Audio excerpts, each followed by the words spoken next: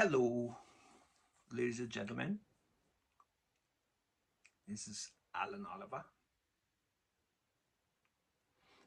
and it has now been over a month since we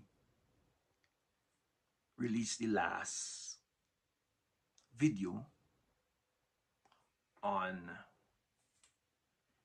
this fraud, which is as the defrauding of the court and the corruption of our justice system to steal William Oliver's estate. The videos basically carry a title like William Oliver's suffering ends, but his children begin. And it would be part 1, 2, 3, 4, 5. So we got up to part 5. And as you could see in the background here, there's a 6, so that you could identify that this is part 6. Before we go any further, because I usually miss it till late, let me just please appeal to you to do as my grandkids have suggested, which is to please like, comment, share, and subscribe. And don't forget, if you subscribe, to press that notification bell so that you would know when another part of this video is released.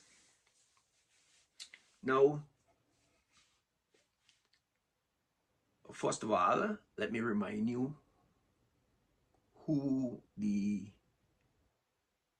main culprits are in this defrauding of the court to steal William Oliver's estate. The main culprits are Sean Oliver, a habitual fraudster, his aunt Jennifer Wool Gabriel, whom he has been sharing a residence with for decades in Scarborough, Ontario, Canada. She is a convicted felon who has been incarcerated for fraud. She defrauded the Bank of Montreal of almost $4 million. Miss Shawlan Barnwell, or as we know her as Zita Barnwell, the president of the St. Vincent and the Grenadines Bar Association. Miss Andrea Young, whom in the other videos I would have identified as the registrar of the High Court of St. Vincent and the Grenadines. However, I have been reliably informed, and it has been confirmed by a few other people, that you keep hearing me calling her name. If you've seen these videos and you've seen things that I've written on Facebook, you would hear me constantly writing about her, calling her name Miss Andrea Young, Registrar of the High Court, and her involvement in this fraud. And you would also have heard me mentioning the name of her deputy, or at least one of her deputies maybe, Miss Charlene Douglas. Well, it has been confirmed to me.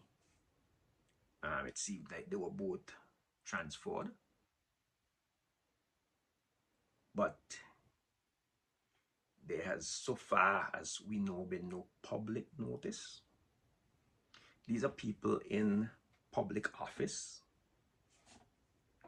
who have been transferred from that said public office, but no public statement was made. Now, why would an office like the the office of the registrar of the High Court, or the registry of the High Court. It transferring its top positions,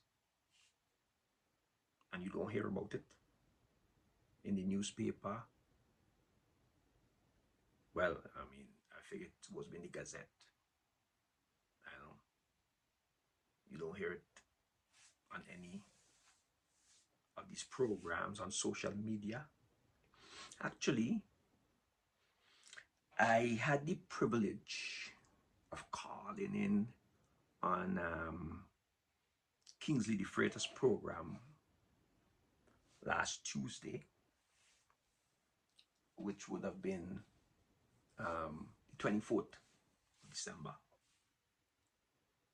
And I got a good response. Most people who've been listening to that program would know what had previously happened on that program once when I called, and as a result of me calling and speaking about this fraud involving Michelle and Zita Barnwell and Jomo Thomas Chambers, Mr. De Freitas 2 days later received notice, he says, from Mr. Jomo Thomas that they were going to sue him for defamation because he allowed me to speak about the matter on this program. And he did apologize to them. So conveniently for them, they didn't have to go through with their threat. They didn't have to kind of pull it back, you know? So it helped to save face. But I have pleaded with them to sue me. I have gotten warnings about defamation suit. And I have pleaded with them to sue me. Because this matter, from the time I discovered this fraud back on the 27th of April, 2021, and I basically went full public with it somewhere back in like May of 2022, I have received warnings of defamation suit, along with warnings of my untimely demise and so on. And since then, I've been begging, literally begging Mr. Jomo Thomas, Zita Barnwell, Andrea Young, anybody to sue me rather than just giving me warnings or trying to intimidate me. Sue me. This way, we could have an opportunity to stand before the court and I could explain to the court how it was defrauded, which would actually not look too good in the court's favor.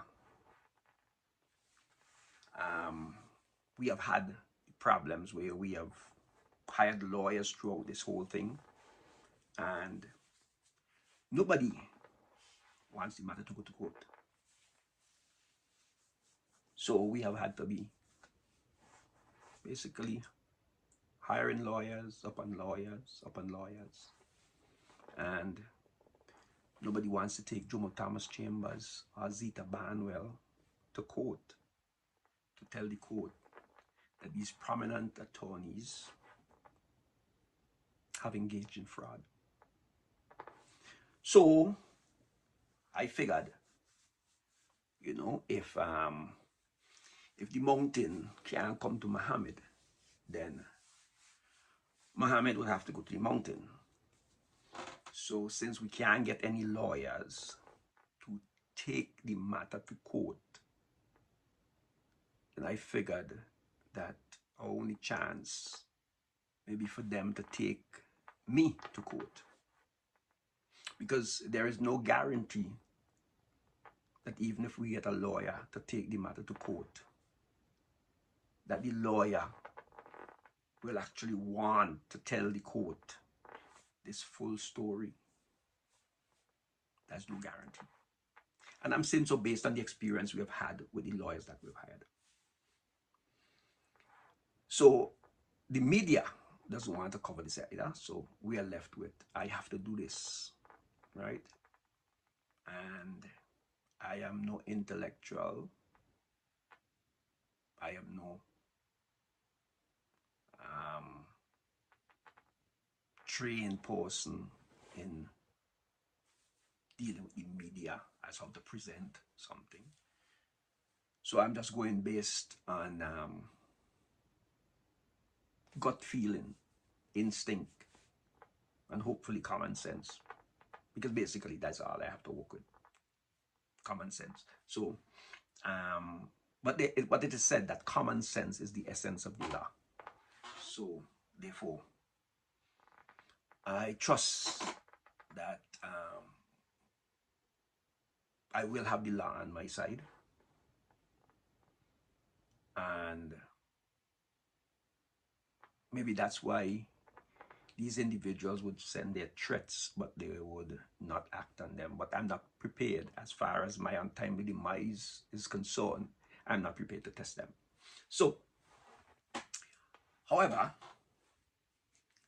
after all these years, we did find a lawyer who was willing to take the matters to court.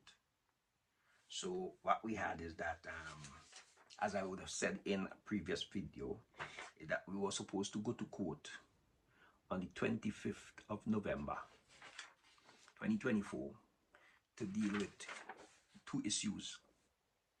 One being the paternity claim to get my uncle's name, William Oliver, on his son Kenton McInnes, also known as Kenton Oliver's birth certificate. And I would have gone through that, explained to you what that was all about from video, from part 1 and through. Part 4 dealt specifically with the previous attempt to have his name inserted on the birth certificate. And part 4 actually ended when we discovered the will. So I still haven't told you yet what happened to that claim. Okay? And the other matter that went to before the court on the 25th of November was to have the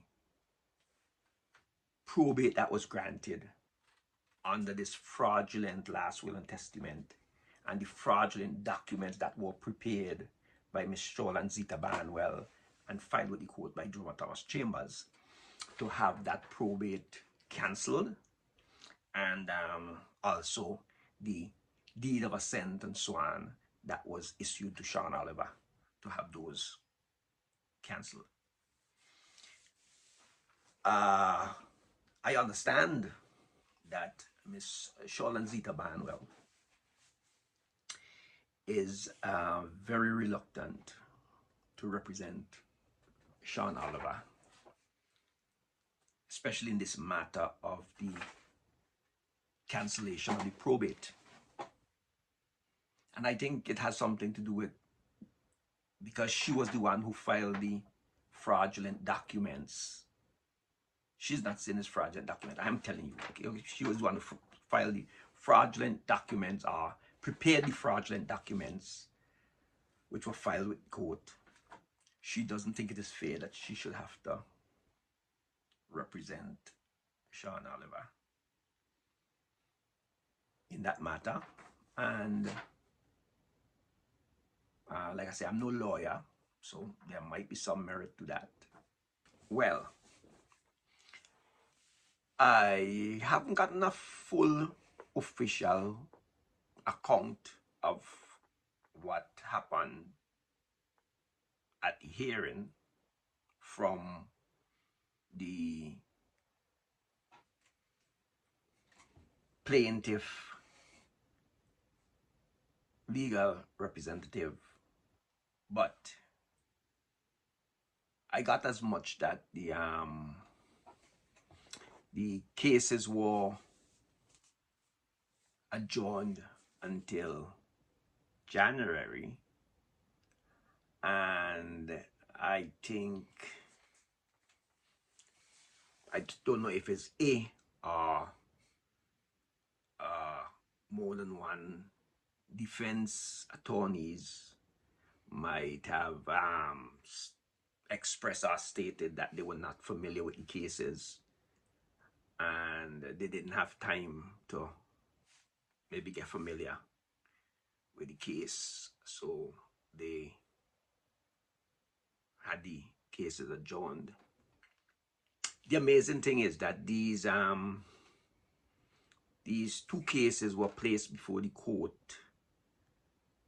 The claims were filed with the court.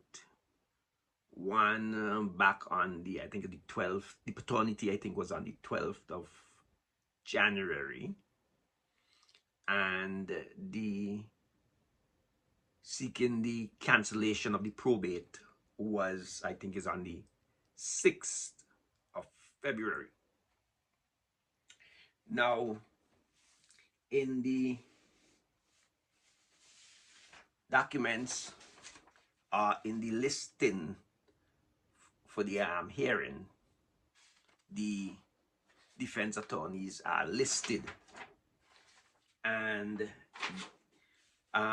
for the paternity claim, you have Miss Shaw and Zita Barnwell from Jomo Thomas Chambers listed as the defense for Sean Oliver, and Miss Liddell Hahn from the Attorney General's chamber as defense attorney for the Registrar of the High Court. Now, I'm assuming that the Registrar of the High Court we're talking here about would be the current Registrar of the High Court. So Miss Andrea Young is out of the picture.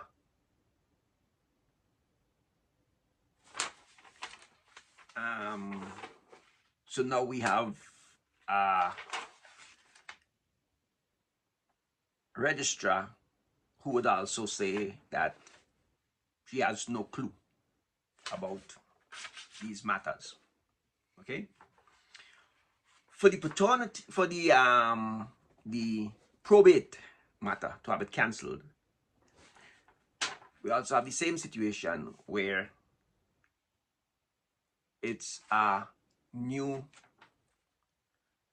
Attorney General, because when this matter and this fraud was done, the Attorney General then was, what's his name, John T. Martin or something like that. The current Attorney General, who I guess is defendant number 3 here, is Mr. Grenville Williams. And also the registrar would be Miss Lakeisha Caesar Tony. So both defendants and, well, defendant number 2 and number 3 basically would be like, oh, we have no knowledge of this matter. And in the paternity claim, defendant number 2, which is the registrar, have no idea about this matter. Amazingly, the defense attorney who is listed here as the attorney for the, I guess it's the registrar and the Attorney General, is one Miss Maurice Franklin. Now, Miss Maurice Franklin was legal representative for the registrar in the original paternity claim. So at least that attorney is familiar with matters concerning William Oliver's estate, the attorney, Liddell Hahn, who has been put as defense attorney in the paternity claim, I've not seen her name on any of the previous hearings, because in the previous hearings, with the first paternity claim, it was Deputy Registrar Miss Charlene Douglas, Attorney Mafika Lewis, and Maurice Franklin. Those were the names of the attorneys that are listed in the original hearings. So as it is right now, it would be Miss Maurice Franklin would be the only attorney there who would have been involved in the case before. So whether it's expedience or coincidence that this case is now back, a case is now back in court, and everybody who was associated with this matter and the whole issue of the defrauding of the court in matters of William Oliver estate are no longer there, including Justice the Honorable Esco Henry, who was hearing the paternity claim at the time. But like I say, this matter was filed with the court since January. And during that time, the registrar was Andrea Young, the deputy registrar was Charlene Douglas.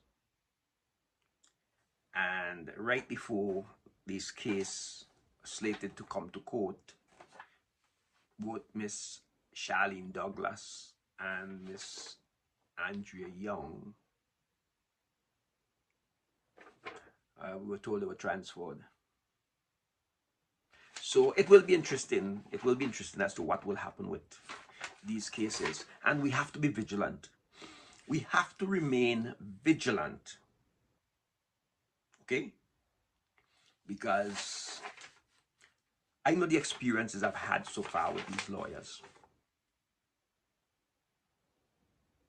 And it wouldn't take much for me to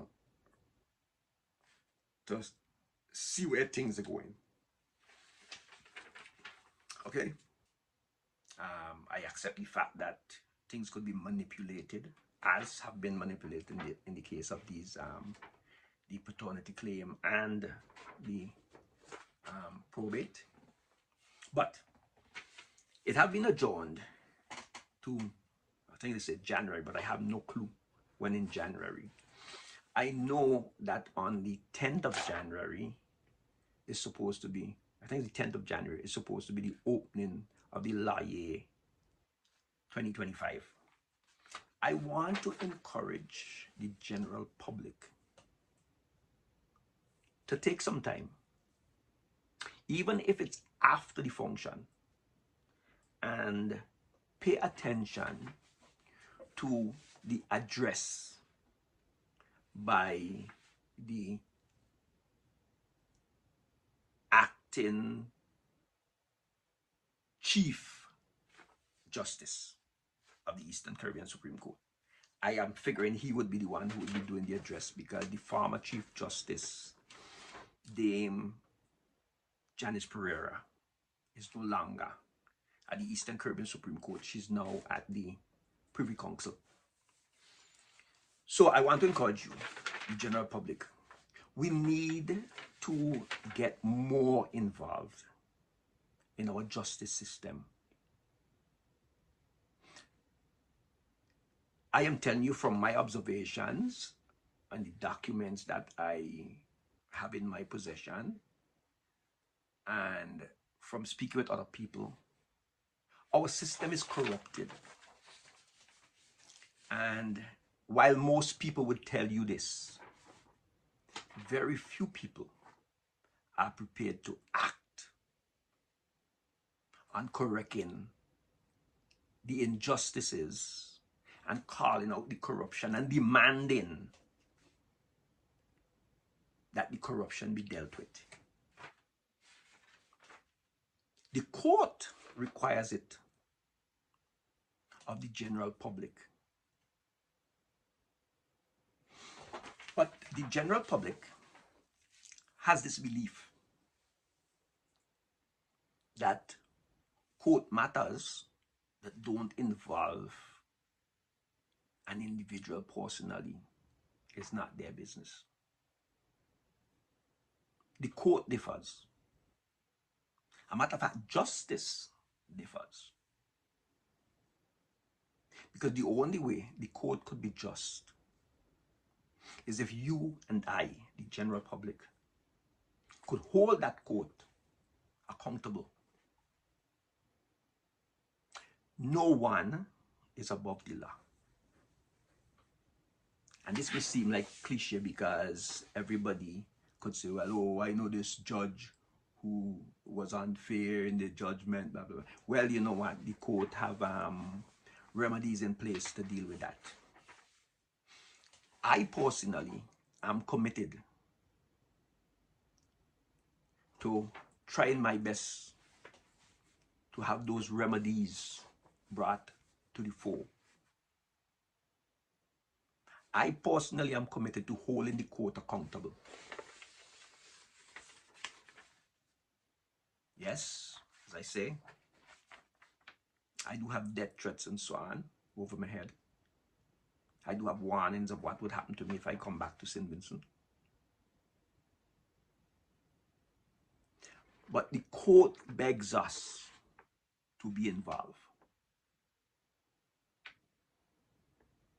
Matters of divorce, property, estate and so on,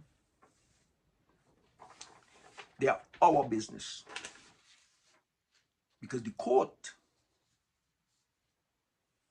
is who make decisions on issues like those. And the public purse is what the court works from. From time to time, you will hear the court complaining that the governments are not giving them the right facilities. They're complaining about courtrooms, and they have a right to complain, okay, about not having the correct facilities, not having the correct equipment in the court to record court sessions and all that kind of thing, okay? And these reflect negatively, when you have situations like these, on the justice that you and I receive. So, those two cases had their first hearing.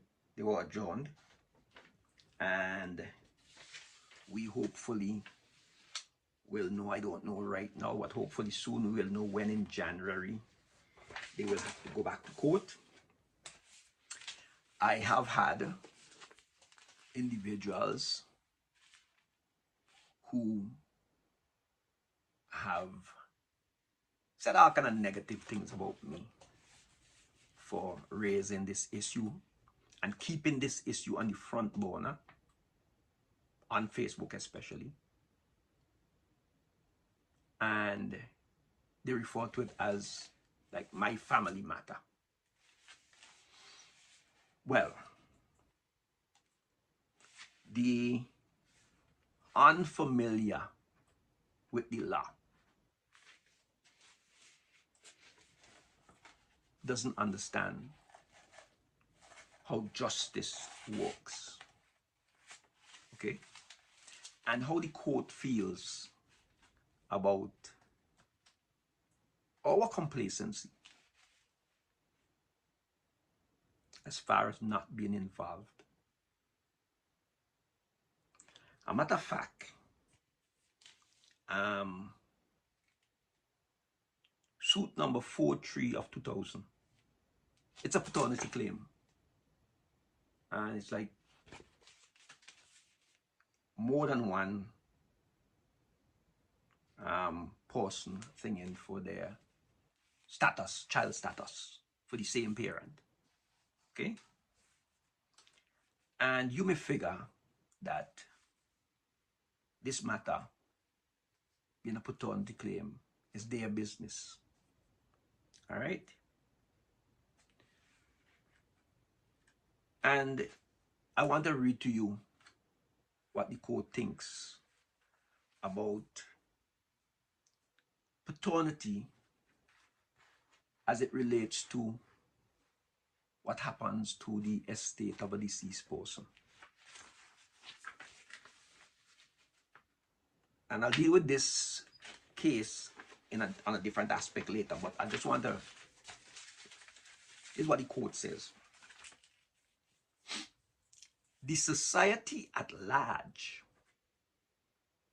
has an interest in the proper, fair, and just disposition of the estate of deceased persons. In basic, ordinary man language, the way I interpret it is that you and I have a right to know what happens to the estate of anybody who dies. It all bubbles into being our brother's keeper. You and I need to know that when John Doe dies, his estate is dealt with according to law. It's you and I, it's our business to know that. Because if one person could get away with the fraud in the court, whether by changing up a will, by creating their own fake will, or whatever way they choose that they could defraud the court, then justice and the integrity of the court is not secure for you nor I. And the court can't see everything. There are things that you and I will see that the court wouldn't know about. That's why people go to court as witnesses and give evidence. But we're going to go a little more into that later. There are numerous corrupted elements at the registry.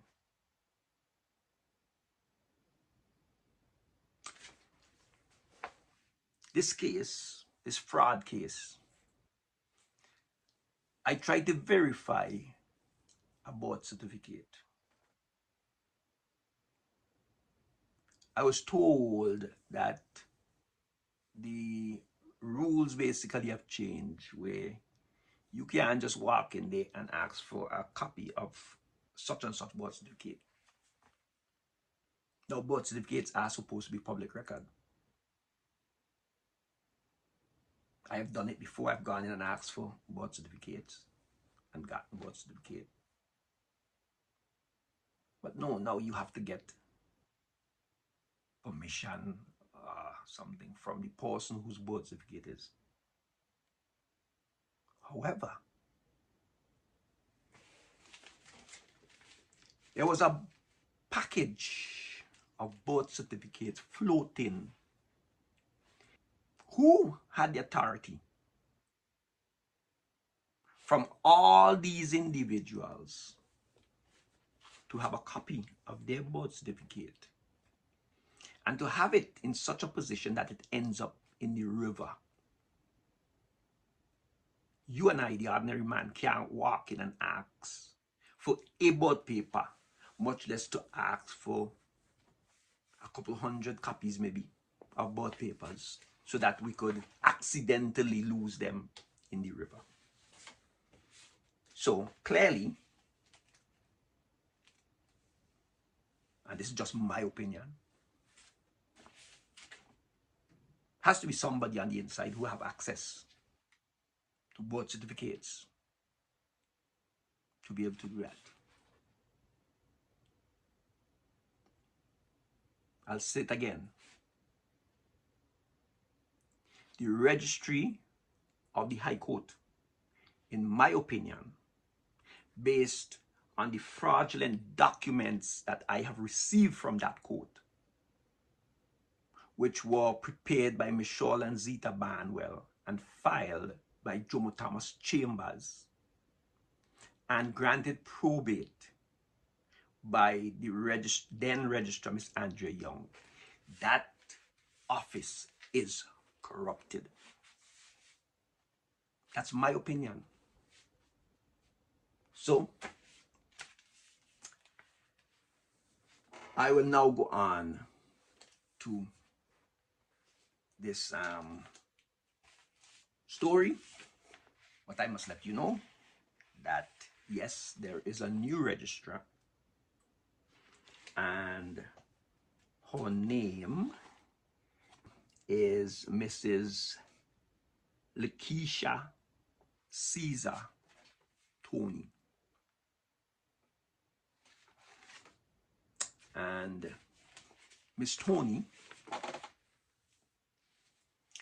was the acting registrar back in 2014 when the former registrar then, Miss Vanessa Tamara Gibbs Marks, was removed from office. And that issue in relation to Miss Marks it got a lot of public airing. And a little later, I will actually revisit that case to draw reference to the actions of this former registrar, Miss Andrea Young, because Miss Andrea Young took over as registrar after Miss Tamara Marks, or Gibbs Marks, with Miss Caesar Tony acting in between. Okay? But the office of registrar is not just an ordinary office. Okay? And I will later go into a more detail of when I show you the documents and what the registrar did. I will go into a little more of the significance of the registrar. But the court states, right, that as registrar, you're vested with the power and authority to perform such duties as necessary for the discharge and conduct of the business of the Supreme Court. And you have custody of all related records, documents, and papers to accommodate this. So the registrar represents the court, which represent the judges and everybody. So it is not a simple office. Therefore, we cannot treat it lightly.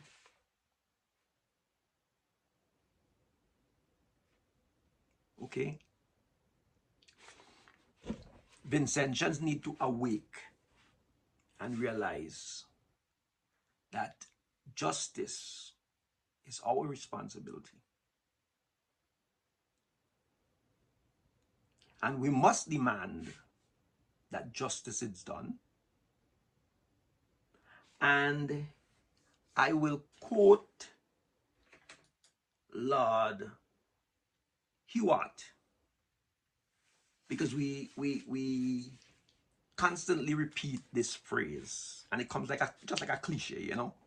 Oh, justice must not only be done, but it must be seen to have been done.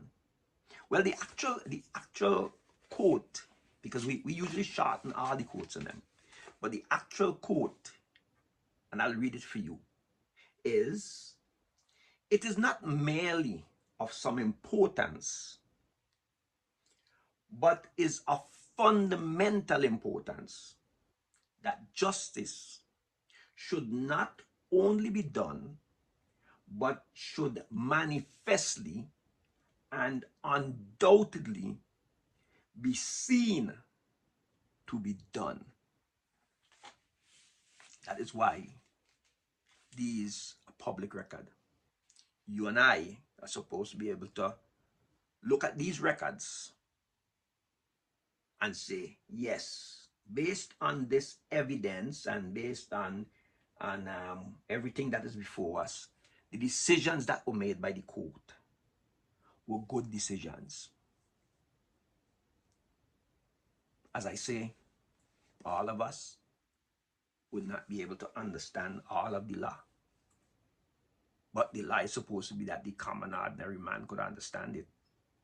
But you know, as I mentioned before, with all the Latin and so on, sometimes we would need a little, if we can't find the meaning, we need a little interpretation, you know, interpreter to help us to understand that kind of thing. Okay?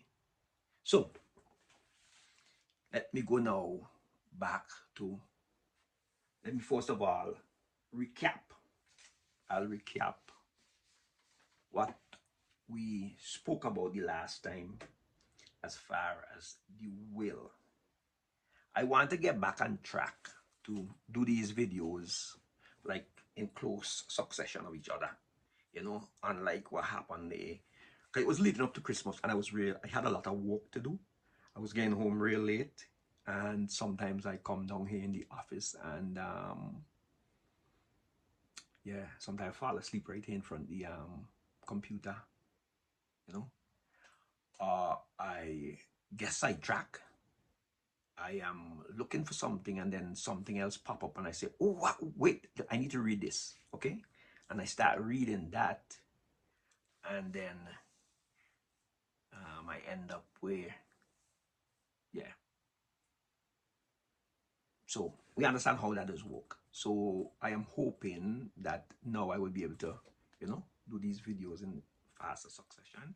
I appreciate all those who, hey, I must let you know, I've got 22 subscribers now. I mean, I know that ain't nothing compared to where other people have, but at least it tells me that at least 22 people made an effort to say, I want to know this story, and I want to follow this story. So I appreciate each and every one of you. I don't know who you are. I am only able to see, I think, about 2 or 3 people who subscribe, and the others have some kind of private something. And I'm not really that tech savvy to understand how to think in any case. But I do appreciate those who have subscribed. And let me get back to this now. Okay? So in the last video, we dealt with the will. And a quick recap. This is the will. Okay? It's one sheet of paper. It's handwritten. And it's written fairly big. And you know, you don't see it on the screen, but it's written fairly big. Now, when this will is typed up, if you type up this will, this is what it looks like. It looks like this. It's about a half of a sheet of paper. Okay? It's about a half of a sheet of paper. That's what the will actually look like when you type it up. But this is the document. Okay? So, and I want to make a quick run through. If you have not seen video number 5, which deals with the will, I would encourage you to go see it, but I want to do a quick run through here for you, okay? So it simply says December the 27th, 2019, I, William Oliver, otherwise known as Piper, declare this to be my last will and testament. I expressly revoke all prior wills and codicils. To my son Sean Oliver, I leave the assets listed. My property located at Prospect, Land and House reference number 1928/1972. And we know he has a land and house and land at Prospect, okay? 5 fishing boats with engines attached and any assets that may accrue hereafter. Well, we also know that William Oliver did not have 5 fishing boats with engines attached. Never had at any one time 5 fishing boats with engines attached. And all that is explained in the previous video. Okay? So we know that's a lie. Okay? One account at Ford Bank. This account does not have any account number. So how you will identify the account? I could tell you William Oliver had access to more than one account at Ford Bank. So, but the Ford Bank they're talking about here, but there is no such thing as a Ford Bank officially. It's the St. Vincent Cooperative Bank Limited. And they used to call it Ford Bank because Mr. Ford started the bank many moons ago. But in every official document, including the withdrawal and the deposit slips, it says St. Vincent Cooperative Bank. And for something like a will, you would want to make sure that your T's are crossed and your I's are dotted and everything is in proper place. So clearly, William Oliver would have said, hey, no, it's not Ford Bank, it's St. Vincent Cooperative Bank.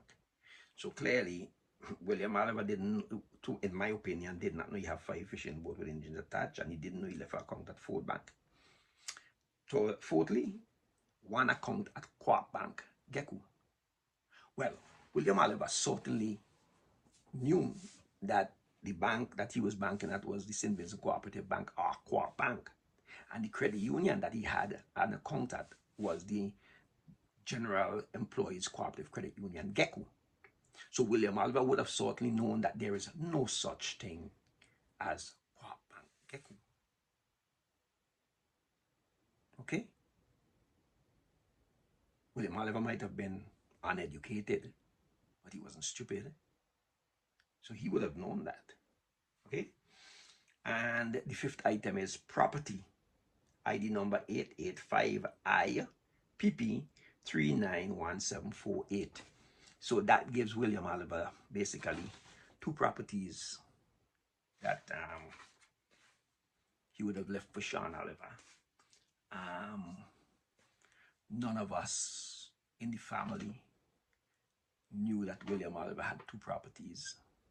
We only know he has a property in Prospect. So we decided that that we will have to look in to find out about all these properties that William Oliver had, right? These 2 properties, we only know of one. So we will have to find out where this other property come from. But we know that at the back of the will it says, I have read and hereby affix my signature to document will dated December the 27th, 2019. And so we know if William Oliver read this and affixed his signature to it, then he would have done it under 1 or 3 circumstances. Either he was forced, which is he did it under duress, to sign something that say he had assets that he didn't have. He left an account at Co-op Bank GECU, which doesn't exist. Not the account. The account exists at GECU, but the account already has a beneficiary, which is Kenton Oliver, who's also known as Kenton McInnes. A matter of fact, a declaration was made by Miss Rosemary Oliver Clark before Deputy Registrar Antonio John, declaring that Kenton Oliver and Kenton McInnes, William Oliver's son, was the same person. Okay? And it doesn't matter what the will says, beneficiary overrides will. The law says as long as you put somebody as a beneficiary to an account, it doesn't matter what you write in a will after that. If you want to give that account to somebody else, then you have to go and change the beneficiary. You can't just put in a will. Okay? So, we know that based on that, William Oliver would have either had to sign this will under duress.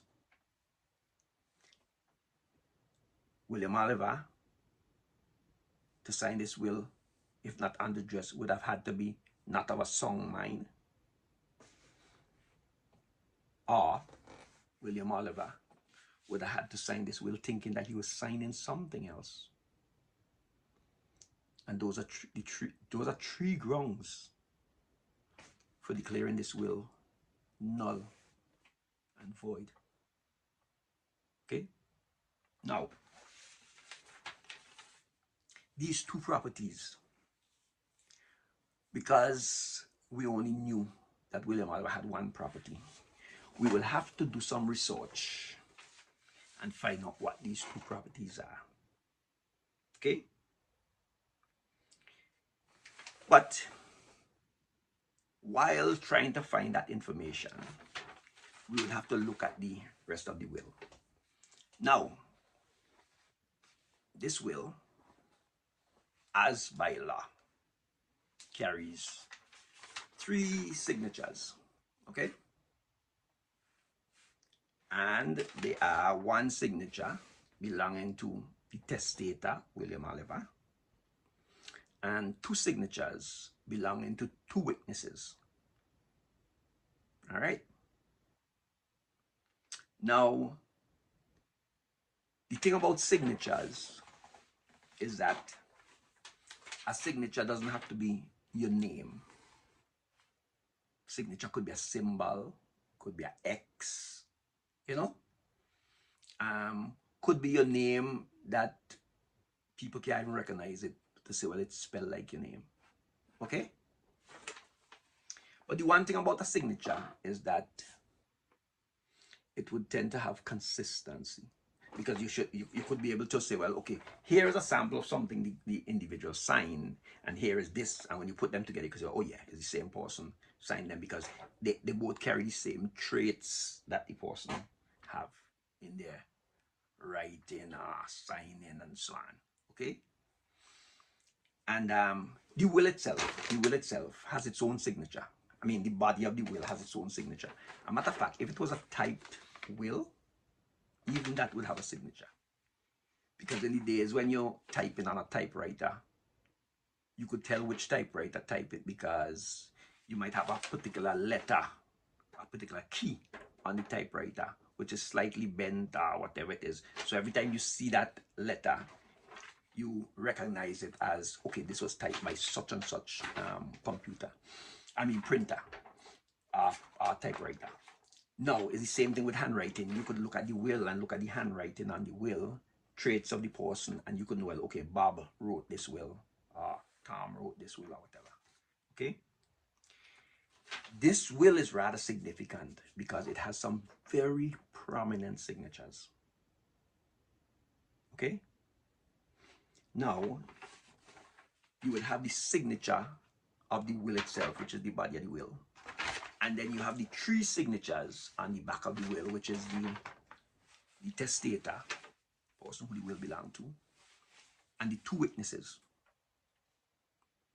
So you might be able to recognize 2 signatures on the will as belonging to the same person. And those 2 signatures would be the writing of the will. You could recognize that, okay, this person wrote the will. And then you could see they have another signature behind it, be it the testator or one of the witnesses. Okay? But you can't have two signatures, which is written by the testator and a witness, or two signatures written by a witness. Okay? So, the last is that you need at least two witnesses to witness a will, along with the testator. And all three have to sign the will in front of each other. Okay? So, most likely, they're in the same room together. One signs while the other two look on. Then another one signs while the first one and the other one look on. And then the third one signs while the other two look on. So even after the testator is deceased, because that's the only time the will will come forward in any case, after the testator deceased. After the testator deceased, you have at least two people who could say, yes, I was there when this person signed this will, and I saw the other person sign it, and the other person saw me sign it also. Okay? And those two witnesses would even be able to give you even more information. They might even be able to tell you, well, who wrote the will? You know? If the will was written by one of them, they could tell you, and so on. All right. Okay. Now, this will, what makes this will so significant is there are certain traits that the writer has. And one's signature doesn't necessarily have to be what is written. Okay? In the case of this will, I just say now that your signature is written here. And it don't bound to be like your name written out. It could be scribble. It could be a little diagram. It could be anything. But it most likely have to be consistent so that it could be verified as being you. Okay? What we will observe from this will is that the writer has a unique, at least to me, a unique signature in their writing. And you will see, and if you go back to the other video before, you'll see I spoke about it before, where anytime they write a word with uppercase letters,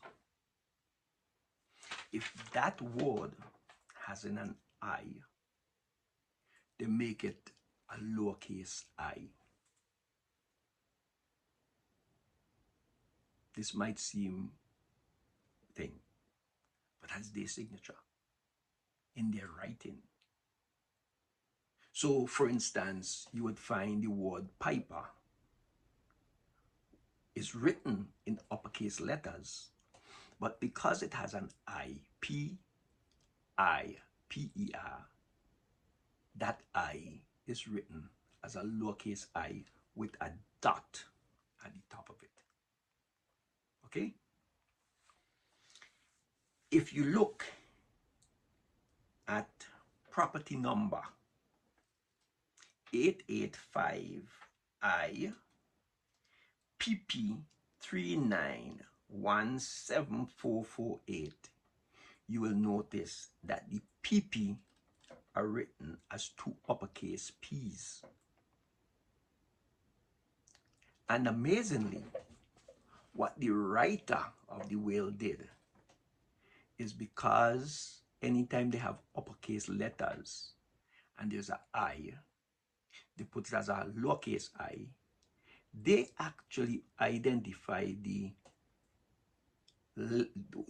number 1, which was in front of the PP, and they wrote it in the will as an lowercase I. The actual number of the property, and I'll explain to you when we find the property and show you the property, the actual property number was 8851 PP. But because this writer has this habit, instead of putting one PP, they put a lowercase I, PP. So that helps us to identify who the writer is.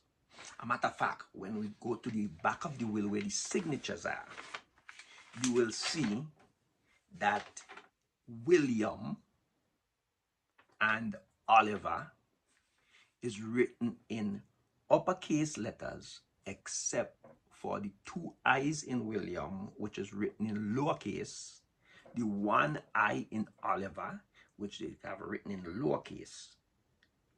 When it comes to the words witness, where the two witnesses sign, again, the I in witness is a lowercase I.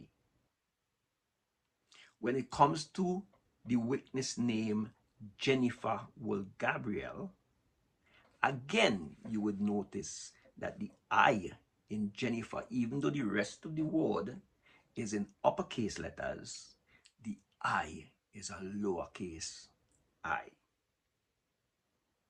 Okay?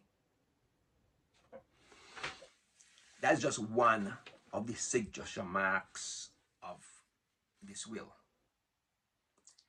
The other mark, signature mark of the writer of this will is occasionally they have a habit of throwing the dot of the I a letter or two over from the actual I.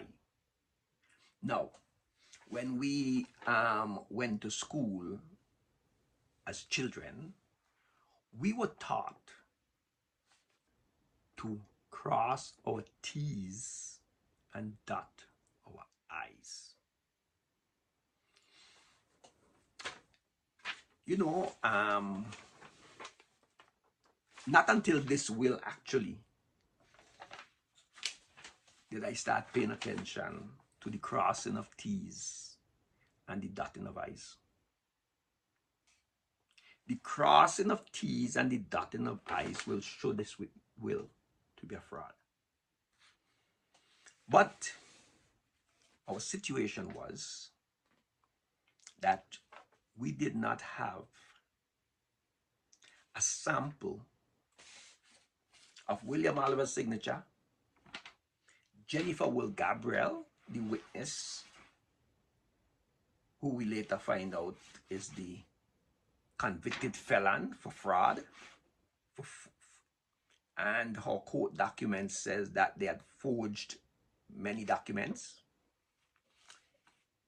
Edna Ashton, her sister, who was arrested in the UK and who was brought before must be about 3 tribunals, and she was accused of fraud also.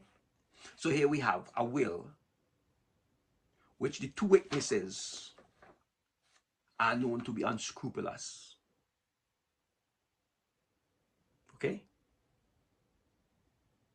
But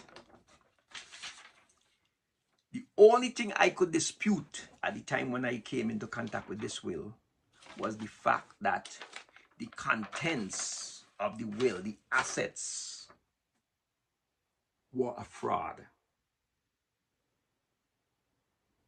And if William Oliver had proclaimed that he had these assets, he was committing a fraud. Because if it's one thing that is required in the will is accuracy. You can't claim to have had something that you didn't have. And Sean Oliver had proclaimed in his eulogy, which is in a previous video, that William Oliver had to be right on everything. So therefore, we know a man who had to be so right could not be so wrong on the most important document that he was going to leave behind, which is his last will and testament. So let me get now to the report and tell you what happened, right? So after I got a copy of the will, And I could not verify William Oliver's signature because I had no sample of William Oliver's signature. So I'm reading from the report now. My uncle's name is written, and this is at the back of the will, as William Oliver below his alleged signature. It is written William Oliver, and as I explained, with the lowercase i's along with the uppercase letters. None of the signatures affixed are dated. As you can see, none of the signatures are dated. Okay? Since it is clear that it was not written by William Oliver, that is, the will was not written by William Oliver, the question that we have to ask is, was it written in St. Vincent? And was it written and signed on December the 27th, 2019? Now, the evidence seemed to indicate otherwise. Because as we say, if William Oliver had signed this, he would have been signed into a lot of things that is false. And William Oliver had to be right on everything. Okay? Since I had never seen William Oliver's signature, I sent a photo of the signature on the will to someone who was very familiar with his banking activities for verification, and the response was one simple line. I got back and it said, the W for William does not look familiar. Now, his signature, William Oliver, William. The first letter is W.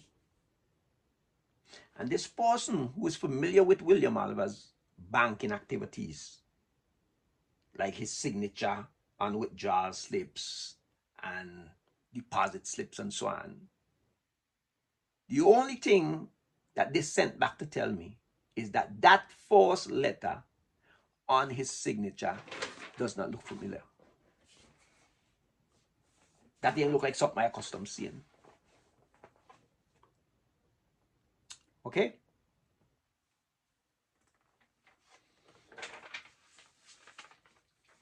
This led me to seek existing samples of my uncle's signature.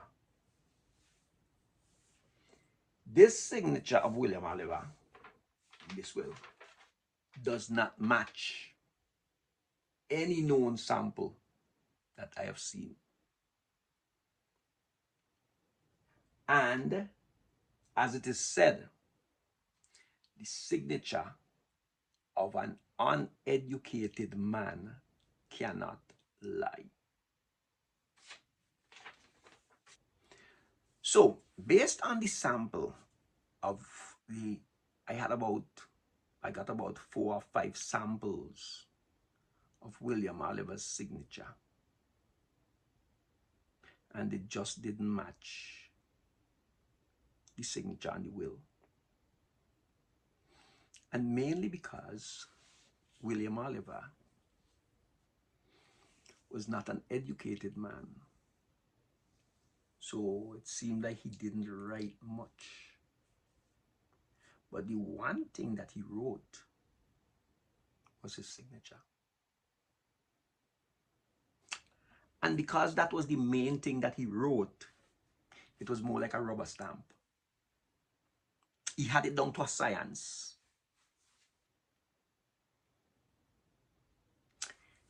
Over the 4 years, I have gathered close to 20-something samples of his signature.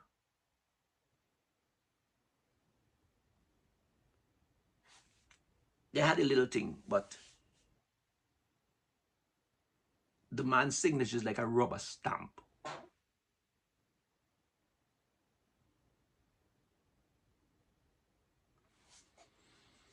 There are signatures for William Oliver from, I think it's like something like 1996 up to when William Oliver died. As far as I have not seen everyone, but people who have seen them tell me, oh, that is just like the other one. But those that I have seen,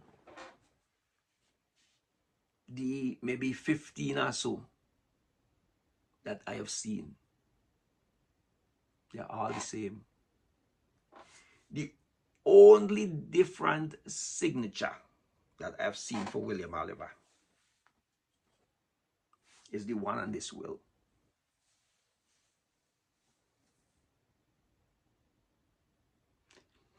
The man's signature is so consistent that this person could have said that W for William doesn't look familiar. That is how familiar they was with his signature. Another aspect of his signature is that on the will, it says William Oliver.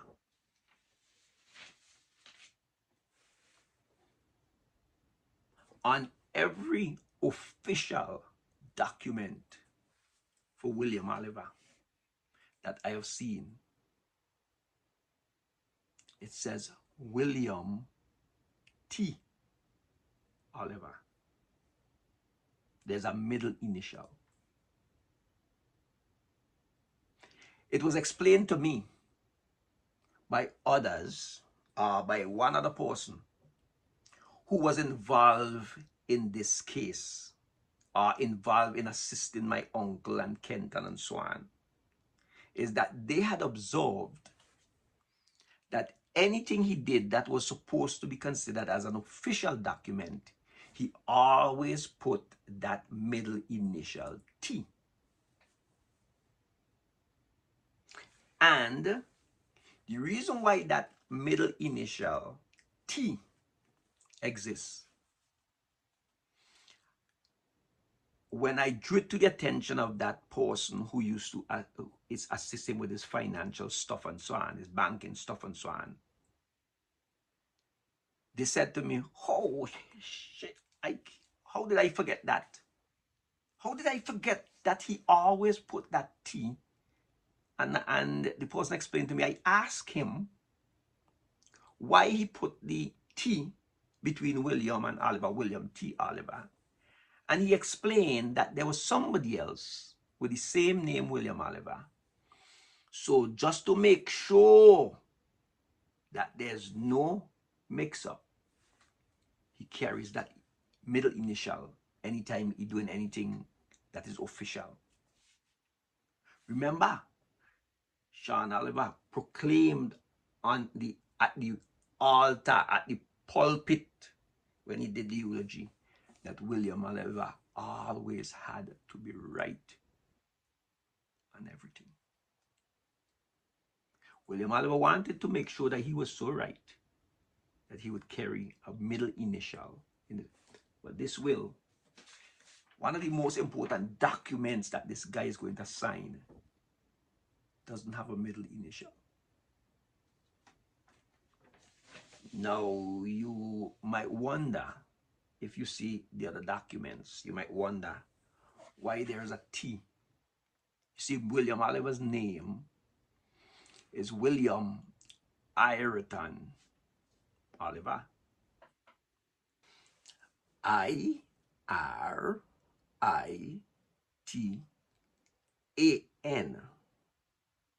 Ireton. Now, most of you would say, wow, I've never heard such a name.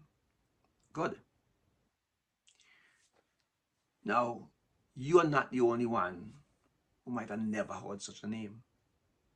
And as I've said in previous videos, what happens to us is when we present names, or we are presented with names that we are not familiar with. We tend to think of the nearest, closest name that it could be. So what happened? Somewhere along the line, somebody decided that Iratan couldn't be right. Maybe it's instead of IRIT, maybe it's TRIT. So they decided to name him Triton. They changed his name from Iratan to Triton because it seemed like somebody didn't figure that Iratan is a real name. So what does he do? As I say, when they mess up your name, is you the one who just have to go and pay to get affidavit and all kind of thing to fix your name. When people in official position mess up your name. So what he do? He just decide, okay, well, I'll just put a T. But he could afford to do that on his signature because your signature is basically a representation of you. It isn't necessarily your name, but it is the way you present yourself. It could be a butterfly, whatever. So he decides he's going to carry the, just put the T in the middle. So this way distinguish him from the other William Oliver. But he does that on every official document, every withdrawal slip, every deposit slip. And we have gotten them from the bank. We had to write to the bank to get them. Okay? Every one of those carried a T in the middle. Every time he did any business, it carried that T in the middle. Now, why would he not have put that T on his will? Okay?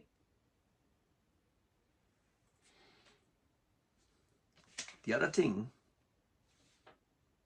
that we will notice on William Oliver's signature on the will is that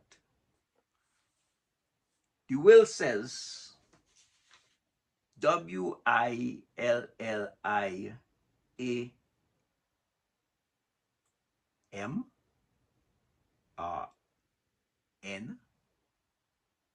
Okay? The thing is, when William Oliver spells his name, William is spelled the way it sounds. WILLIOM. William. But the will says WILLIA. Which means it is a person who is more educated than William Oliver who write that name. Okay? I would tell you something. I was told that by almost every lawyer that I spoke to, I was told that fraud is hard to prove.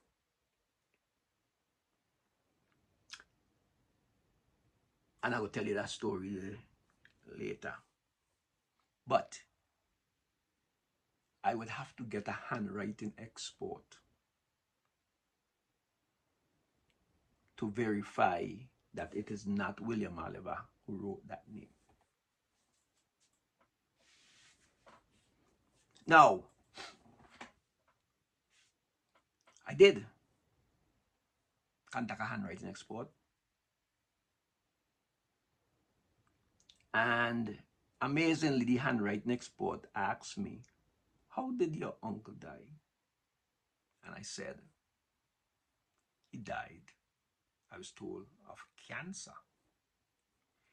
The handwriting expert said to me, well, therefore, we would need about 20 samples of his signature. I said, I ain't sure if I could guess 20. So, okay, even if we could get 12 samples of his signature, but we must have at least 2 that is as close as possible to the date on the will, which is the 27th of December, 2019. And I think I say, why? He says, listen, if your uncle died of cancer, it means your uncle might have been on medication. And medication may tend to distort the handwriting, so that where a person used to write straight and so on, because they're on medication, there might be some slant in the letters and so on.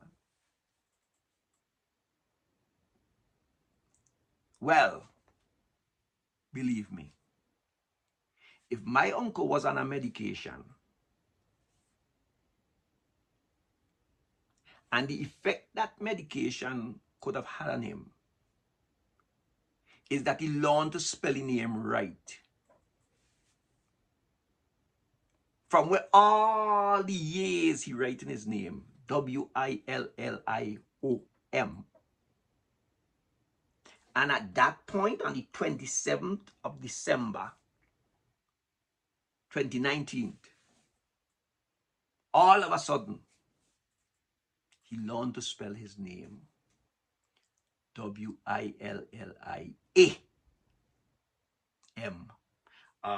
With the pandis, William will look like AN. It would be amazing. That's the kind of medication that more people need to be on. They would make mint some money with that medication. If people know, if you take that medication, your spelling improves. So, we see that William Oliver name isn't spelled the way William Oliver custom spelling his name. Okay? With that observation, I figured we need to concentrate on who these other 2 witnesses are. Because it takes me a while to observe all the things about William Oliver's signature that make this whole will laughable. Okay? And I say laughable because I cried.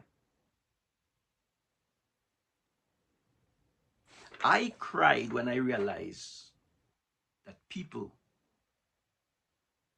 who I counted like family, people whom I loved, I still love them anyway, could do such a nasty thing to try to steal an estate. Now, let me be clear on this. At this point, when I saw this will and I realized that my uncle did not sign this, and he did not own these assets that is listed in this will, I did not know how involved Miss Shoreland Zita Barnwell and Jomo Thomas Chambers was in this. I didn't know that at the time. It is later I found out that when the boats were stolen, Sean Albert presented a letter to the police, where the police say, oh, this is from Jomo Thomas. You know, I could arrest you for this. This is a fraud. The police were the forced to declare this a fraud, not me, not Alan Oliver. The police. But they didn't arrest Sean Oliver at that time, because Sean Oliver and Rafiq Dunbar had already stolen the boats, and that is why Sean Oliver ended up at the police with Kenton. And you know, a lot of people are complaining about the level of crime in St. Vincent. And the police are begging the public for support to give them information. You could do it anonymously. It could be confidential. I am telling you from my experience, be careful. Be careful talking to the police. That might sound sad and strange coming from me. I have given the police information, but I'm going to tell you what happened. I'm going to tell you what happened to the information that I gave to the police a little later. The crime and the criminal activity are going on in St. Vincent. It's being supported.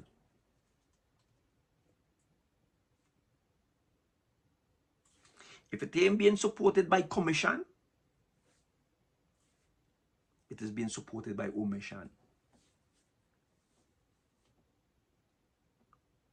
And I'm saying this based on my experience. Sean Oliver was not arrested because of who Sean Oliver is and who Sean Oliver family is. And you ain't heard the worst of it yet. So, in the interest of time, I will kind of cut this issue with the will a little short here, and as I said, I will start the other part of the story, part 7, because I'm not just here to tell a story. I want my people to understand the law, to be able to encourage people to think outside the box and think different.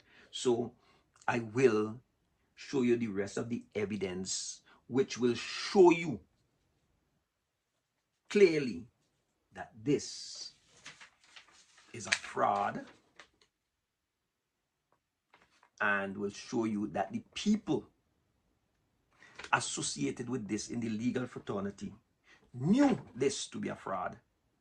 As far as I could say, they couldn't be that. You can go to 3 and 4 universities, win all kind of awards.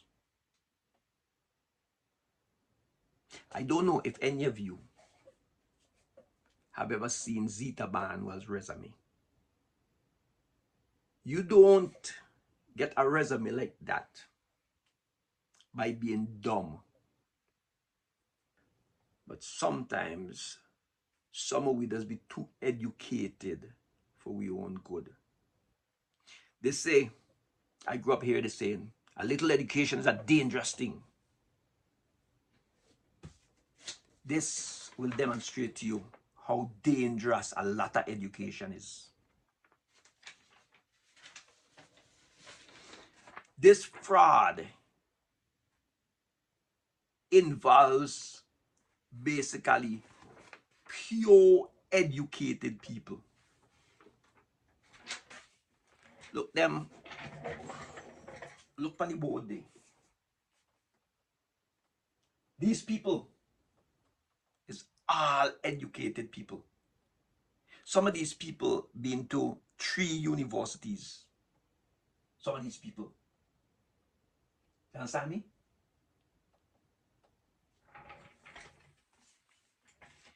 They stopped me in high school. Basically, they say I've been there too long.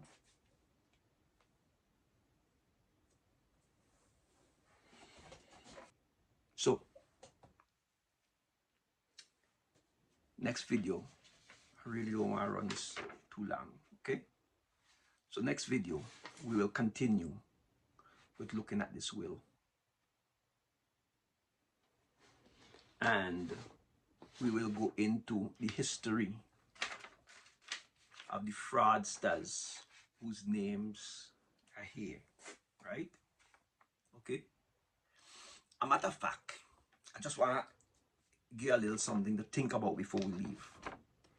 If you look at these names and so on and the writing of the will, okay, you will notice how much more prominent this signature is.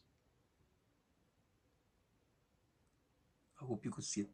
How much more prominent the signature for Edna Ashton is than everything else on the paper.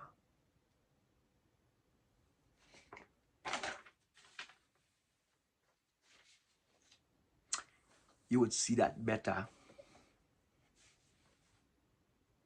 if you look at the will in color.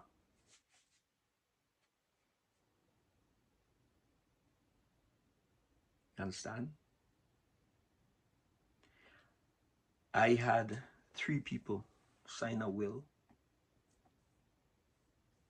on my kitchen table, my kitchen counter. And it involved 1 pen. I ain't saying that every will sign have to sign with the same pen, but think about things like that. I am sure there are people out there. If you really find corruption to be deplorable, if you really believe in justice,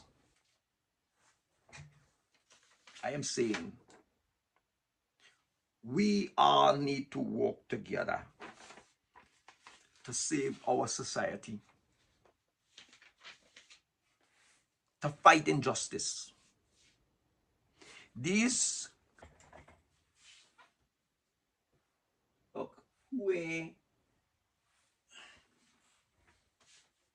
were officers of the court. Now, mind you, it's not everybody there is involved with this case in a negative way. Most of them are, okay? But not everyone is involved in a negative way. But they are involved in one way or another. Whether because they had to sign a document, that document that they had to sign may not be a fraudulent document or anything like that. But they are part of the story, okay? They are part of the story. And part of the story is the interaction that I have had with some of them, right? With people telling me one story, and when I challenge them to the story, they hang up the phone on me and run, basically. They telling me one thing on Facebook, and when I challenge them, they block me. You know? These educated people been to all kind of university, and you can't hold a conversation with a simple, modest carpenter. Anyhow, so I promise we will continue this as soon as possible. I appreciate all the support. It is encouraging, you know. It's coming slow, right? But know that I hope you understand that my heart is in the right place, and I am doing this knowing the consequences to which I'm exposed. They've said it to me, they've told me, right? But, you know, some of us will have to be committed to doing what is right. may not be popular. There are a lot of people who would rather me just shut up. I've been advised, I've been encouraged to just drop it. God bless you.